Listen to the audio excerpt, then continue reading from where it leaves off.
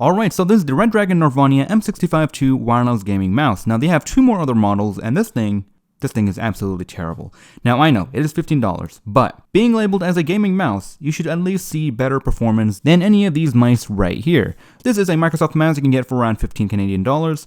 This is a Xiaomi mouse you can get for about $10, and this thing is another $10 Xiaomi mouse or $15. I mean, these things are just regular mice. They're not gaming, but they do the job, and they actually do it much better than this thing. Now that being said, I do love REDRAGON. I have a lot of their products, and I'll be reviewing a whole lot of them in the next upcoming videos. Most of them will be keyboards. Now the Nirvani here is taking some design language from the Cobra here that they have released previously. This is the M711 model, and this is actually my favorite budget gaming mouse. This thing is pretty fantastic, it tracks very well, and it has some amazing RGB functions, as well as the software to control all of it, and it is using one of those good sensors. I can't remember exactly which one. It could be the 3360 or the 3065. Not too sure. That you have two different models, one with 10,000 DPI and the other with 16,000 or something. Either way, this is a great mouse that I definitely recommend. It is a fantastic mouse, and again, the ergonomics here are pretty great. It feels great, it feels nice. My only complaint would have to be that I wish this part right here wasn't protruding too much. But other than that, it is a pretty good design. So we haven't talked about how bad it is. I did say it was pretty terrible,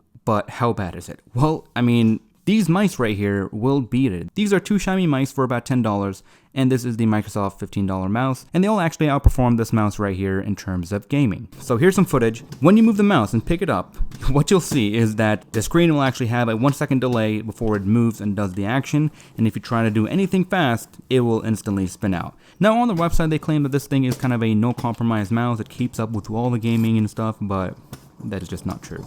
As you can see, it is not keeping up whatsoever. It is pretty terrible, and yes, I have tried both standard and eco mode, and pretty much nothing has changed. Now, what does the eco mode do? Well, it simply just turns off the LEDs, and that's about it. Is it good for regular use? Yeah, it's perfectly fine for regular use, office use, all that good stuff. If you're using Word, this thing won't lag on you because it is only maximum of 125 and 250 Hertz polling rate, and that is all. Now, if there's a bright side to this mouse, well, it's that it actually fixed the problem that the Xiaomi gaming mouse had. Now, this thing did track pretty well, but unfortunately, battery kept running out, and it kept having disconnection issues. Meanwhile, this thing does not have any of that. I had it plugged in for about a month, and it worked just fine out of the box. And after I turned on the computer, it still works without having to change anything. It was still on eco mode, and it was still running, so the battery did not drain, and it was still connected, so it's all good. But yeah, guys, that is actually all for this video. I mean, it did come with a very nice box. Either way, don't get this mouse for gaming. Definitely don't get it. Please don't.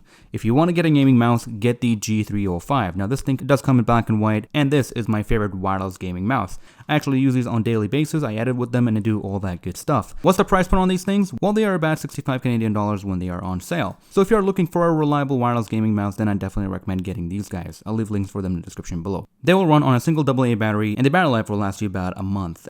Definitely recommend these. Again, I might have a dedicated video on them later on. But yeah, that is actually about it for this video. So if you guys do have any questions, do let me know in the comment section below, and I'll try to get back to you as soon as I can. Other than that, thank you all for watching. If you have enjoyed this video, helpful, hit the like button and subscribe if you want like this, and I'll see you guys in the next one. Take care, everyone.